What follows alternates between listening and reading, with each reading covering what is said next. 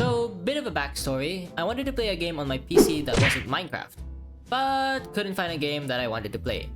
I browsed through Steam for a little bit, then came across a bunch of old games. One of them in particular was a childhood game about fish and aliens.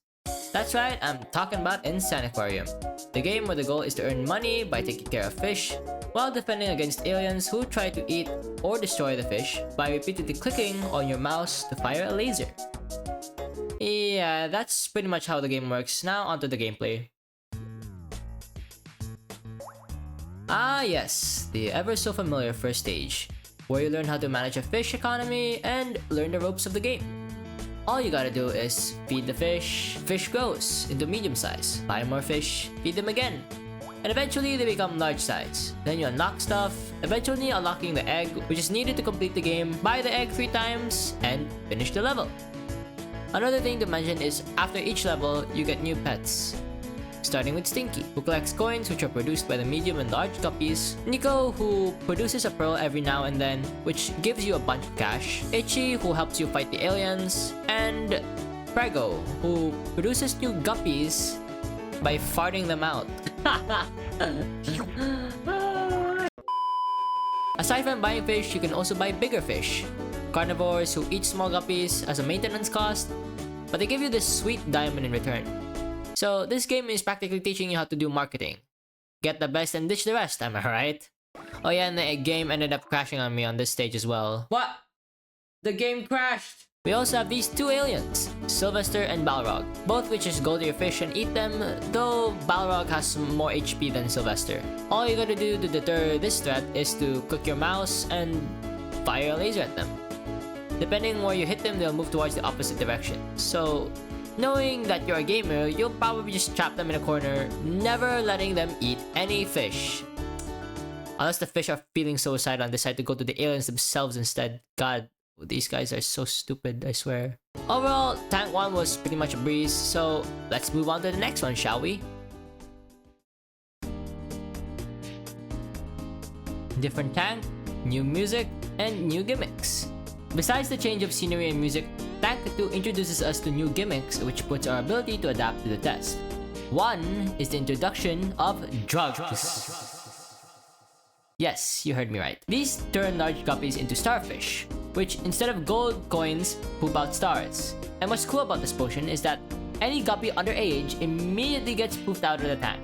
Then you have these 8 stars produced by the starfish, and in return give you diamonds. Now why does this sound so familiar? Like the game is referencing something. You also get these new pets. Zorf, who feeds your guppies tier 2 food, Clyde, who also collects money like Stinky but can move everywhere, Vert, who produces gold coins like the large guppies, Rufus, who does more damage than Itchy but is stuck to the ground, and Meryl, who forces guppies to pay their taxes. And of course, you also get these new aliens. One is Destructor, who fires missiles to your fishes. But can I be real with this guy? It's like the most useless alien of all the aliens. Like, considering how easy it is to stop the missiles, and the fact that it just ignores all the other fishes, just it can't even squash grounded fishes. And then you got this guy. This is Gus, apparently a man-faced baby. Can't be shot by lasers. Instead, you gotta feed this guy to get rid of him. But like, this is the goofiest goofball of a design. Like, I swear, I cannot take this guy seriously. This guy even has this freaky out laugh. Yeah, and once you feed him enough, he just pops. Like, it literally just pops. Oh, what a dude.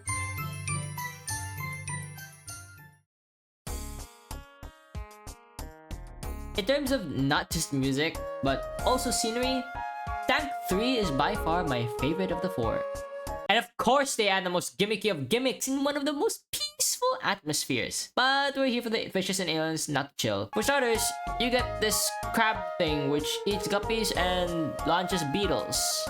Then these beetles are eaten by this like tadpole thing. I seriously don't know what these things are, but they are named beetle munchers. These beetle munchers basically produce what Nico produces, and as their name implies, they munch beetles.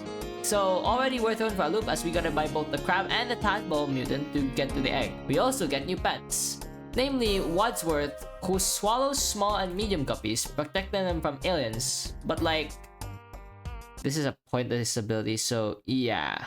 Could you imagine if there was a much worse pet than this? Next is Seymour. Seymour? Anyways, the turtle has the unique ability to slow down all of your valuable drops, making them not only easier to collect, but also have a longer lifetime if they touch the ground.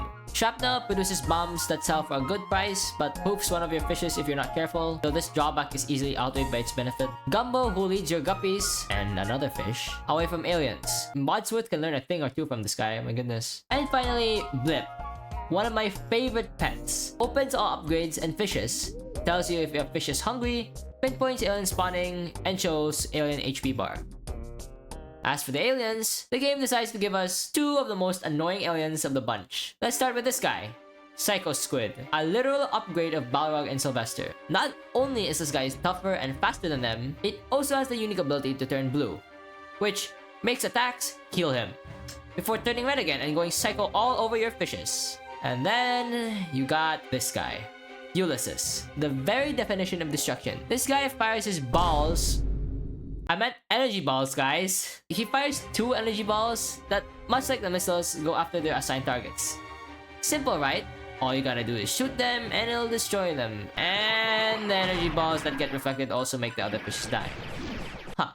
Simply put, whenever you hit the energy balls, you're able to reflect them back at Ulysses. But they also have the property of simply unaliving anything else that gets in its way. I'll be real here. Tank 3 is actually where the workout begins. I'm sure in Tank 2 you've noticed that the eggs prices have risen a lot, but that goes hard, especially for Tank 3. Just, the next one just takes it to the next level. Last but not least, Tank 4, which for some reason uses the same music when you first load the game. If you're wondering what this is, man, this is gonna be like the most expensive thing. Seems pretty repetitive, but give it a pass. Tank 4 also has its own gimmick. Aside from looking like a generic tank, you might see when you want to buy a fish from the pet store. What I do? First is the starting fish. Instead of 2 guppies, you start out with a breeder. They work exactly like Prego, but you gotta feed it till medium size before it starts producing any fish. And it's for 200 bucks. So right out of the bat, this game is already telling you to work for the money. But we got Blip and Zorf to cheat the system, so screw that. Aside from the breeder, the carnivore, which was featured in Tank 1, makes a return, along with a bigger friend. Meet Ultravore, the Chad who not only costs a lot, but also returns a lot. Ultravores eat carnivores, but they also produce treasure chests, which produce a hefty amount of money. But with a way to produce lots of money, the game also had to balance the egg prices too. I mean, just look at Tank 4 or 5's egg cost. 99,999? As for pets, you also get these. Rhubarb, by far the most useless pet to ever exist. Just when you think Wadsworth was useless too. All Rhubarb does is to make sure none of your fishies touch the ground. Like, is why? It's why? Next is Nimbus, who is similar to Rhubarb, but does that to your food and valuables, which, although also useless in my opinion, literally better than what Rhubarb does. Amp, which kills all your guppies, converting them into diamonds. Dude, literally taking every sacrifice guns to the next level, huh? Gash, who is by far the best attacking pet, roams around the tank and bullies aliens, but with great power also comes a great appetite. Again, much like Shrapnel, benefit over drawback. And lastly, Angie, who revives any fish that's out of commission. Which means that together with Amp, can make a cash grab. And can I just say, Angie is the very definition of evil. Because that means you can literally starve your fish, Angie revives them. You don't even need to waste time feeding them. Yep. They're just gonna stay there forever. Working till they can no longer work. Or unless they get eaten by aliens or get taken out by freaking Ulysses. I hate aliens. Speaking of aliens, despite adding alien encounter combinations, this tank only introduces us to one, or rather 2 in 1 new alien. Bilaterus, a long freaky skeleton alien that has 2 separate heads and has a long body. So not only can it cover a wide area to eat your fishies, but also has 2 heads, so double the durability. Honestly, if I had to say anything that made Tank 4 difficult, it was just the overpriced eggs. Like, seriously, I get that they did add the Ultravore, but man, I must have been working out or something because I've never clicked my mouse so many times in the span of a few minutes. I even had to take a couple short breaks because my arm started to hurt out of clicking the mouse too many damn times. I like adjust my position just so I can like optimize my clicking. Nevertheless, I was able to come the adversities of Tank 4, ready to claim the last of the free pets. And this guy is blocking the way. Oh no. Tank 5 is a lot different than other tanks. As you can see with the appearance of all of your pets besides Angie, not only can you not buy any fish, your pet's abilities don't seem to work, and the tank itself also gives a whole nother vibe.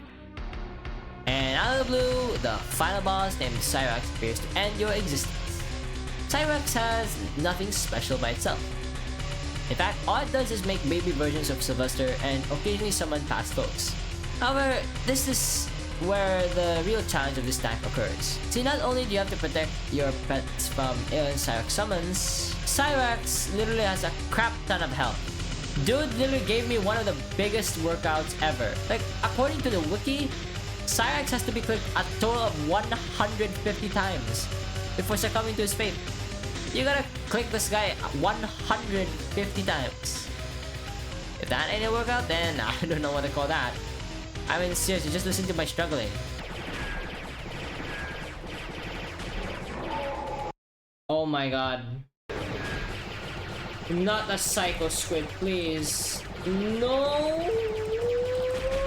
This guy actually has so much HP, why? Come on! Oh my god, Psycho Squid again? What is this? Eventually, after all that struggling, I'm able to get the last pet and ended the end credits. And yeah, that's pretty much the end of this video. I hope y'all enjoyed this video, and I'll see you all in the next one.